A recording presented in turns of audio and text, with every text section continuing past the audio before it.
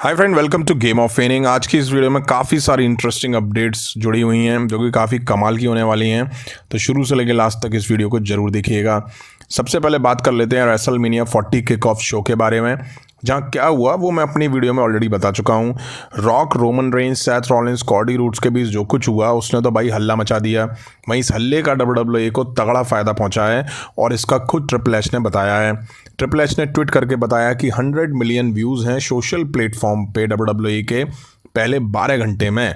4.7 million live viewer social platform पे थे। Most viewed non in ring event live stream of all time ये WWE का रहा है। मतलब बम्पर फायदा हुआ WWE को। अब देख रहे हो बढ़िया पैसा छाप रही है वैसा WWE। और फिर WWE ये कॉस्ट कटिंग की बात करती है। नेक्स्ट बात कर लेते हैं बीस्ट ब्रॉक लेसनर के बारे में। भाई ब्रॉक लेसनर को लेकर चीज़ें अच्छी नहीं चल रही हैं। अब WWE तो कुछ भी इस पर कह नहीं रही है, बट हाँ जो WWE कर रही है वो बिल्कुल दिख रहा है और अच्छा नहीं है ब्रॉक लेसनर के फैंस के लिए। अब WWE ने ब्रॉक लेसनर को अपने इंट्रो देन नाउ फॉरएवर वाला जो इंट्रो आता है ना उससे भी हटा दिया है। ब्रॉक लेसनर की जगह LA नाइट को दिखाया जाने लगा है। अब ऐसी चीज़ें WWE कर रही है ब्रॉक लेसनर को लेके और मुझे तो ये लगता है कि WWE को भाई साहब क्लियर करना चाहिए कि ब्रॉक लेसनर को लेके उस केस में चल क्या रहा है। कभी पोस्टर से हटा रहे हो, कभी मर्चेंडाइज हटा रहे हो, कभी इस तरह की चीज़ें कर रहे हो, तो इससे कोई फ़ायदा थोड़ी ना यार। कम से कम ब्रॉक लेसनर एक पब्लिक फेस है, फैंस हैं उनके, तो उनको अब ब्रॉक लेसनर तो सोशल मीडिया पे है नहीं है, तो कम से कम WWE इस चीज़ को लेकर के कुछ ना कुछ रिवील करे तो बेहतर होगा। नेक्स्ट बात कर लेते हैं मिज और उनकी वाइफ मरीज के बारे में। मिज WWE के पावर पैक सुपरस्टार हैं। एक होता है ना कि सब कुछ उनमें मौजूद है, सर्वगुण संपन्न, उन्हें कहना गलत नहीं होगा। मिज और मरीज पावर कपल हैं WWE के। अब मिज की वाइफ को लेकर काफ़ी शॉकिंग चीज़ सामने आई है। मरीज को प्री कैंसर डायग्नोस के बारे में पता चला है, जिसकी वजह से उनकी सर्जरी हुई और बॉडी से uterus, ovaries, fallopian tubes, cervix, omentum and और भी काफ़ी सारे उनके जो बॉडी पार्ट्स हैं उन्हें हटा दिया गया है। बताया जा रहा है कि ऑर्गन्स निकाले गए हैं। उसकी पहचान सेरस बॉर्डरलाइन ट्यूमर के रूप में करी गई थी जो कि ओवरीज के प्री कैंसर होते हैं। अगर वो कैंसर बन जाते तो 1 साल से भी कम टाइम था उनके पास, वो जिंदा रह पाती। वाकई ये काफ़ी शॉकिंग है। भगवान से प्रे करते हैं कि उनको जल्दी ठीक करें और वो जल्दी से ठीक हो जाएं। आप सब भी प्रे करिए। वहीं आपको बता दूं मिज और मरीज के 2 यंग डॉटर भी हैं। आई होप सबको जल्दी ठीक हो जाए।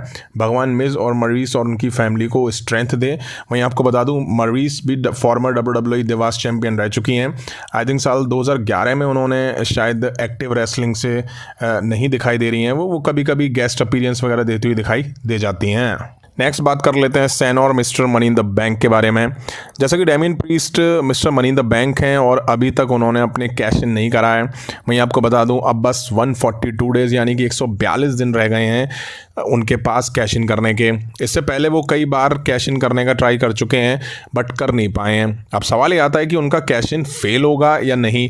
तो देखिए बहुत कम चांसेस हैं कि डेमियन प्रीस्ट कैश इन करके चैंपियन बन पाएंगे, क्योंकि अगर रेसलमेनिया 40 में कॉडी रूड्स चैंपियन बनते हैं तो उन पे कैश इन करके WWE हराएगी, तो उनको नहीं। वहीं रेसलमेनिया में सेथ रॉलिंस हारते हैं तो शायद WWE एक बार को चांस ले सकती है, वरना हो सकता है WWE इसे फेल भी करा दे। नेक्स्ट बात कर लेते हैं क्या वुमेन्स एलिमिनेशन चैम्बर के जो क्वालिफायर्स हैं वो लीक हो गए हैं।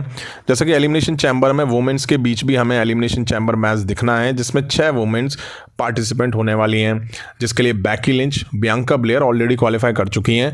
अब बची हैं 4 वुमेन्स। ट्विटर पर एक फ़ोटो सामने आई है जिसमें कहा जा रहा है कि WWE ने कुछ टाइम के लिए वुमेन्स एलिमिनेशन चैम्बर के सभी क्वालिफायर या यूँ कहूँ पार्टिसिपेंट के साथ फ़ोटो अपलोड कर दी थी, फिर उसे हटा लिया गया है।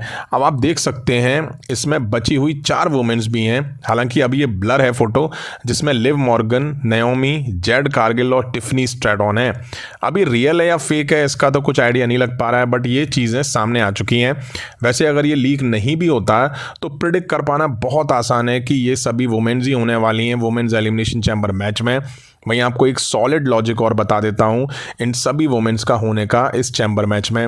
वो ये कि वुमेन्स रॉयल रंबल में बैले के बाद जो टॉप 6 वुमेन थी ये सभी वही हैं। 24, 25, 26, 27, 28, 29 इन नंबर्स पे ये सारी वुमेन्स एलिमिनेट हुई हैं। जहाँ तक मुझे याद आ रहा है तो 24 पे शायद बैकी लिंच थी और इसके बाद ये आगे के नंबर्स में ये सारी वुमेन्स थी। तो ये बहुत बड़ा लॉजिक और यही वुमेन्स होने वाली, इन्हीं के बीच मैच दिखेगा। नेक्स्ट बात कर लेते हैं कॉडी रूड्स और ड्रू मैकिंटायर के बारे में। जैसा कि रेसलमेनिया 40 के लिए Roman Reigns versus Cardi roads के बीच अनडिस्प्यूटेड WWE यूनिवर्सल चैंपियनशिप के लिए मैच ऑफिशियल हो चुका है। वहीं सैथ रॉलिंस को वर्ल्ड हेवीवेट चैंपियनशिप के लिए कौन फेस करेगा, उसके लिए हमें अभी एलिमिनेशन चैम्बर तक रुकना पड़ेगा, क्योंकि जो मैंस एलिमिनेशन चैम्बर मैच जीतेगा वो सैथ रॉलिंस को चैलेंज करेगा वर्ल्ड हेवीवेट चैंपियनशिप के लिए। अब इस चैम्बर मैच के लिए ड्रू मैकिंटायर और रैंडी ऑर्टन ऑलरेडी क्वालिफाई कर चुके हैं। वहीं 4 सुपरस्टार और क्वालिफाई करेंगे, जो कि आने वाले टाइम में हो ही जाएंगे, जिसमें से एक केविन ओवेंस तो जरूर होंगे। कुछ और नाम और हो सकते हैं। वहीं अब आपको बता दूं, ऐसा हो सकता है कि इस साल रेसलमेनिया 40 की दोनों नाइट में हमें न्यू चैंपियंस देखने को मिल जाएं। उम्मीद ऐसी है कि एलिमिनेशन चैम्बर मैच को ड्रू मैकिंटायर जीत सकते हैं। वो काफ़ी स्ट्रांग दिखाई दे रहे हैं एज अ हील कैरेक्टर में, और कहीं ना कहीं WWE ने ड्रू मैकिंटायर को सैथ रॉलिंस के अगेंस्ट भी दिखाया है। और अगर वो जीतते हैं तो वो नाइट 1 में सैथ रॉलिंस को चैलेंज करेंगे टाइटल के लिए, जहां वो मैच जीतते हुए दिखाई दे सकते हैं। वहीं ड्रू मैकिंटायर डिजर्व भी करते हैं। उनका ड्रीम है कि वो फैंस के सामने एक बार चैंपियन बने। वहीं Roman Reigns versus Cardi roads के बीच ये लगातार दूसरी बार रेसलमेनिया का मेन इवेंट होने वाला है, इसलिए फैंस मान रहे हैं कि शायद से रोमन रेंस को हरा के वो new undisputed WWE universal champion बनेंगे।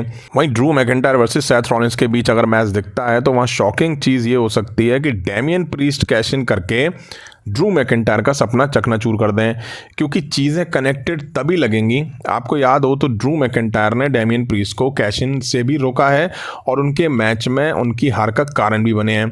तो एक सॉलिड लॉजिक हो सकता है, और डेमियन प्रीस्ट का कैश इन होगा या फेल होगा ये तो खैर आने वाला टाइम बताएगा। तो फ्रेंड, ये थी WWE से रिलेटेड कुछ इंटरेस्टिंग अपडेट्स। उम्मीद है वीडियो आप सभी को पसंद आई होगी, तो लाइक करें, चैनल पे नए हो तो चैनल को सब्सक्राइब करें। मिलता हूँ जल्दी नेक्स्ट वीडियो में। Thank you.